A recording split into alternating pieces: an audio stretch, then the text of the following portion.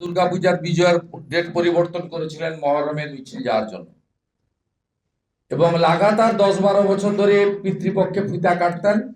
আমাদের বারে বারে খোঁচাতে গত বছর থেকে একটু সংযত হয়েছেন, বুঝেছেন যে ওদিকে 30% যদি এক হয়, এদিকে 70%ও ক্রমেই ঐক্যবদ্ধ হচ্ছে, এটা বুঝেছেন।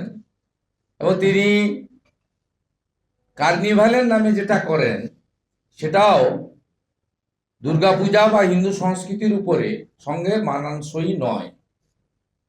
ওনারা চান যে কালচারাল প্রোগ্রাম হবে, পুজোর আবার পঞ্জিকা কোথায় লাগবে, শাস্ত্র কেন, পুরোহিত লাগবে কেন? এইটা হচ্ছে ওনাদের রীতি। ওনারা এই জন্যই মহাকুম্ভকে মৃত্যু কুম্ভ বলেন, রাম মন্দির উদ্বোধনের দিন মিছিল করেন, সঙ্গতে মিছিল, পার্ক সার্কাসে গিয়ে। হিন্দু ধর্মকে গন্ধা ধর্ম বলেন। এই বেনি মাধব শীলের পঞ্জিকা দেখুন, দেখুন বেনি মাধব শীলের পঞ্জিকা স্ক্রিনে আপনি দেখুন। এর কত বড় অপরাধ! ডক্টর শ্যামাপ্রসাদ মুখার্জি এই বাংলাটা দিয়ে গেছিলেন হিন্দুদের হোমল্যান্ড। 629 বছরে দুর্গা আপনার রথ মেলা বন্ধ করে দিবেন আপনি?